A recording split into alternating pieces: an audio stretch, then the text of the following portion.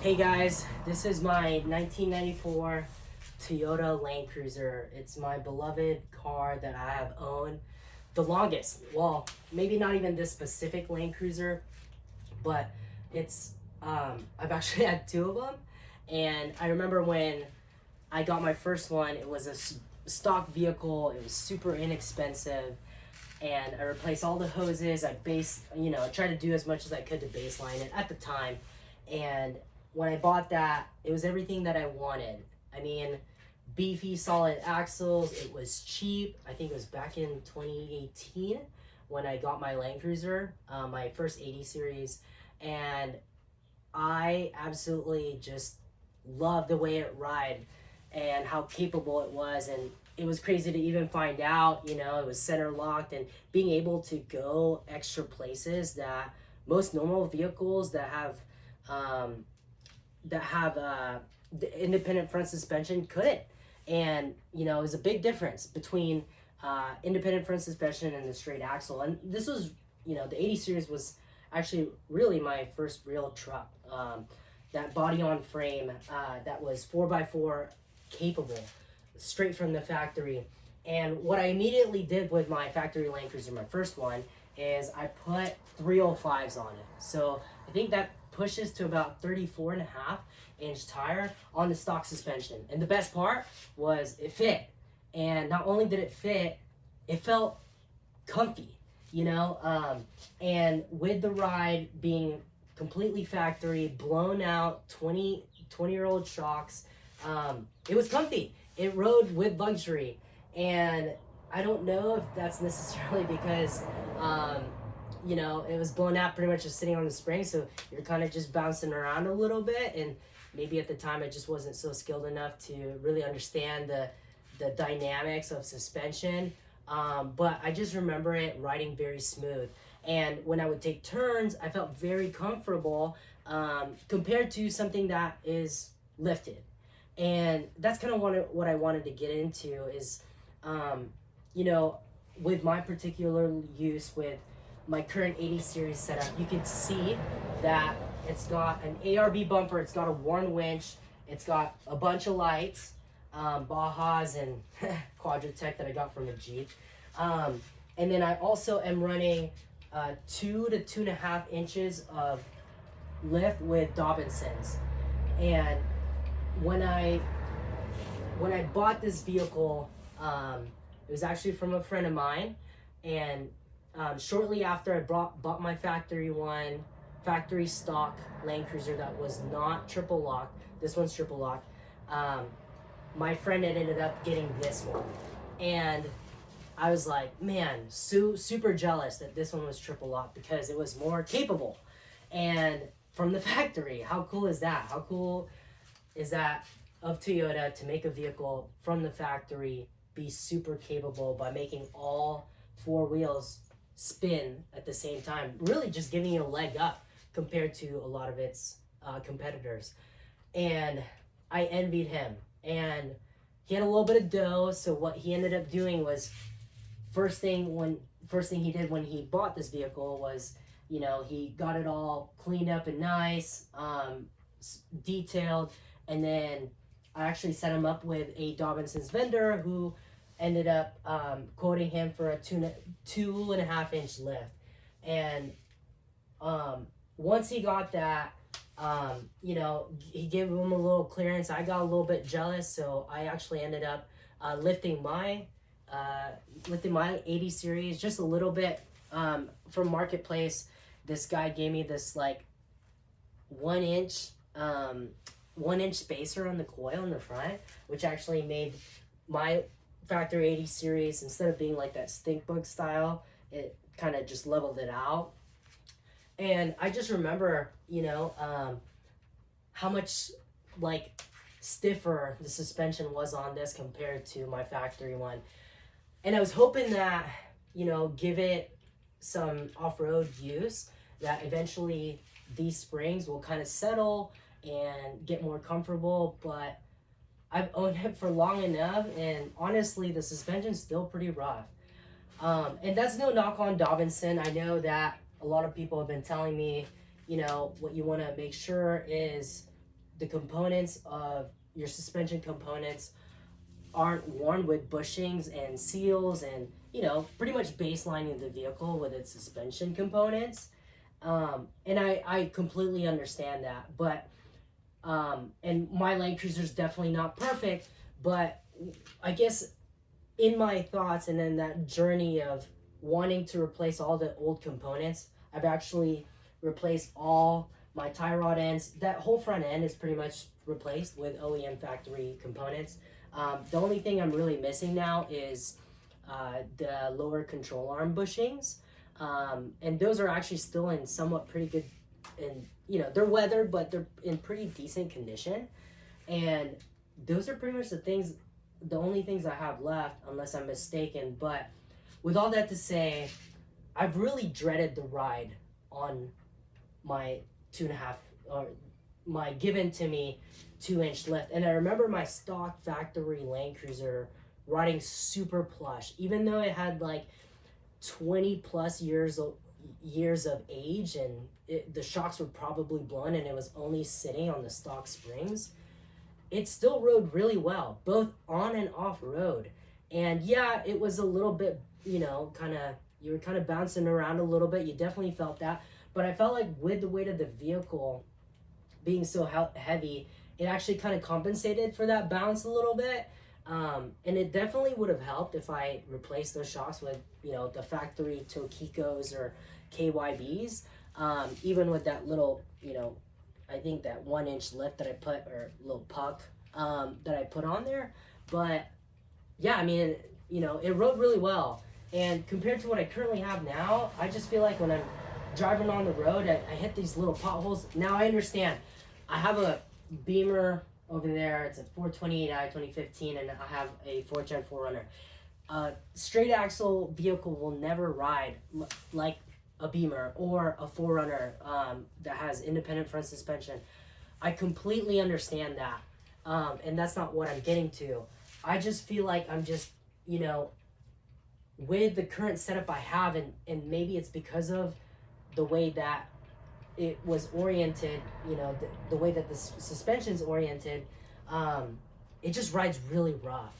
And after a long time of thinking, and just for my particular use for the vehicle, and I'll give that to you as well, I'm just like, well, what if we kind of go back to stock? One, and not that modified vehicles depreciate, but they do, right? So if I ever wanted to sell my 80 series, I can. And I'm not taking it such a huge loss at it with it being completely modified. But I also think that there are some big benefits that come to a factory Land Cruiser. And one of those is being, that your suspension geometry is going back to its factory, or, pretty much how it was originally designed, back to factory.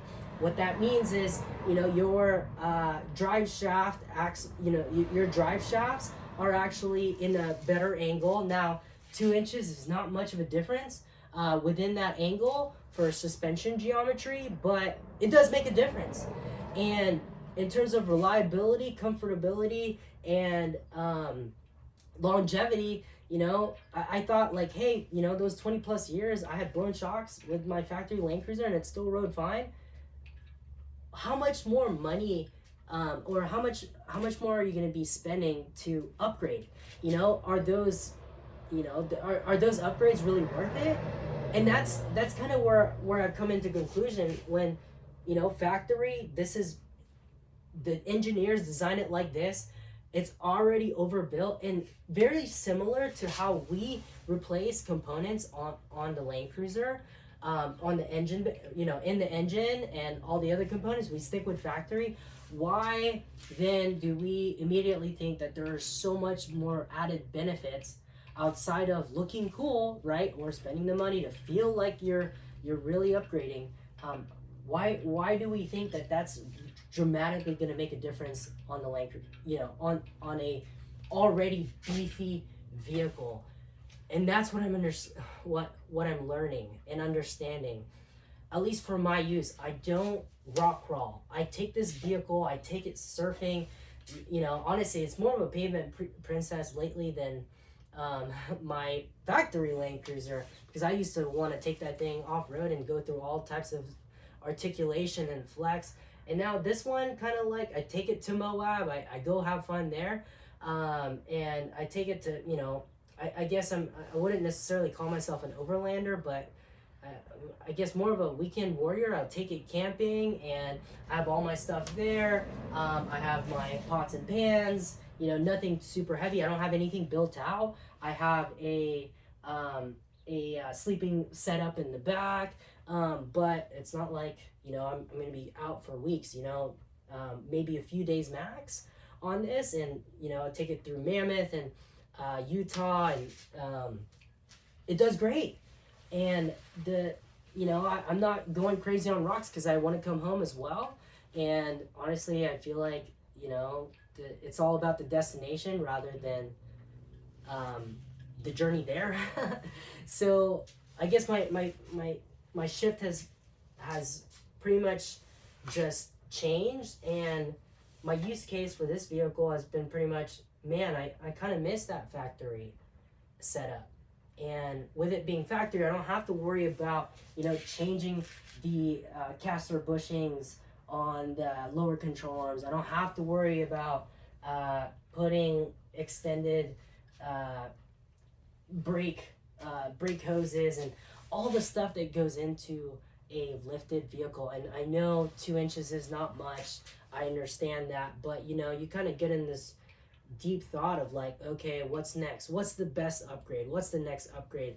And how much more are, and that's the question for me, and all that I've been thinking about is how much more do you really get with, you know, spending $3,000 or $5,000 for even even a more robust suspension setup? Unless you have it, great, you know. I guess I'm also not in a place to have it because you know, I love, I guess I see my vehicles as tools to get me where I need to go and provide the ride for that. And honestly, with it being factory triple locked, I mean, I've never used this winch, but it's always weighed down the front end of my vehicle. Great to have, but I'm also triple locked. And for what I do, I probably don't need a winch. And for California, which is where I do most of my off-roading, unfortunately, we don't have as much trees here. So if I was to have to use my winch, I would have to, you know, dig out piece for my spare and get out that way if there's no trees around, or you know, if I'm just going by myself. But yeah, so just it's been a lot to think about, and I've kind of pretty much made up my decision that, you know, the longer I own this, I think I'm gonna go back to factory. And obviously this is not everyone's decision, and you're gonna have your own decision on your own vehicle. I guess what I'm coming to realize is I want to spend more on getting to places, going to places, and spending money on like the experiences of what I can use this vehicle for, and the food that I get to eat. I mean, how cool would that be to, you know, not have to worry about some of those things, because I not have to worry about spending money on all these suspension components that add on top of each other, because now, you know, you upgraded it, you lifted the vehicle, now you have to replace the OEM components with non-factory components when those factory components lasted 30 years, you know? So that's what I'm coming to realize is I think this is my road back to stock, at least stock-ish. I'm not sure if I'm going to go with the factory Tokikos or go with Bilstein 5100s, which I really love on my Toyota 4Runner, my 4th gen. And so if you're like me, you know, you're simple and you don't do any crazy off-roading, honestly, I would absolutely consider staying factory. I mean, I priced out factory shocks, Tokikos, or the KYBs on this thing on the Toyota parts store, and it came to about a little under $200, at least at this time. So let me know. I'd love to hear your thoughts. Obviously, maybe my setup with Dobinson isn't great, and maybe you feel different. Maybe you feel like that the 2 inches of added clearance is definitely going to make a difference. But to be honest with you, those 2 inches are so marginal in terms of like performance with your. I mean, obviously, if you're lifted 2 inches higher, you're going to have a little bit of a better departure angle, and both your front and your rear, and then the body is going to be higher. But the only way to really lift your vehicle properly in terms of like ground clearance is bigger tires. And it's kind of my thought. I'm like, okay, well, I saw this 80 series that had 40-inch tires with factory suspension, and he was absolutely crushing it. They had to chop a lot of the inner fender or the fenders, but how cool is it to see, with factory suspension, maybe bigger tires are just the way to go, and the Land Cruiser sits lower. I love the look when it sits lower too. Well, not a low rider, but like it looks proper, and it's not super tall, 6 inches tall, and I remember driving with my boss. He has a really tall, like 6-inch lifted Ram, and that thing does not ride good. I mean, it looks brand new. It's like a 2022, and I just remember sitting in it, and I'm like, man, I feel like this ride was ruined because of those 6 inches. Now I only have 2 inches on, or 2.5 inches on this one, or 2 to 2.5, and I just feel like it doesn't ride good, and maybe it's just my setup. So, with all that to say, going back to factory isn't that expensive. So here's, let's do it. I'm going to go back to the factory bumper. I'm going to go back to at least factory ride height. More factory-ish suspension, whether I go with the Bilstein 5100s or the OEM ones, and let you guys know how it goes. I do feel lucky. I have a triple lock one. So really, for my use, I don't really ever see myself getting stuck. Never used my winch. I think the most important thing for me was definitely using the lights for getting out camping and getting to places. But let me know what you guys think. Obviously, there are great options for this setup of a mild lift. I know there's even more better setups with Fox Kings, and I don't want to knock the guys that have those, because I have some great friends on this YouTube channel that rock great suspension. I don't have the money for that, and so great for them. For me right now, the primary focus is keeping it simple, getting to more destinations, spending more money to get to places, enjoy more parts of the U.S. and other parts of the world. And I guess that's been my change of priority. So if that's not you, no worries. I applaud you for, this is your hobby. This is your best thing. I guess the older I get, the more I've realized that vehicles are a tool to get somewhere. Whether, that's gas efficiency, comfortability, luxury, or it's a place to get somewhere where most people can't, and this vehicle does it for me. It's comfortable. I sleep in the back. I actually spend quite a good amount of days camping in this vehicle, and it's been perfect. I've always wanted a Sprinter, but honestly, with the Land Cruiser, how big it is in the back, it's like all that you need, especially for just one person. So let me know what you guys think. I feel like I definitely offended some people by saying these things about the mild lift, but hey, to each their own, and this is the route I'm gonna go. So the route, or the journey back to stock, I think is gonna be an exciting one, and it's gonna keep the Land Cruiser absolutely classic. And just like how we replace all the engine components and suspension components with OEM, why not replace, or not replace, but, well, I guess it is replace or go back to the factory geometry, the factory suspension. I just feel like the marginal gains for upgrading, if you have a stock one now, is very minimal, but I might be totally wrong, So I'll do a little bit of research and let you guys know how that goes.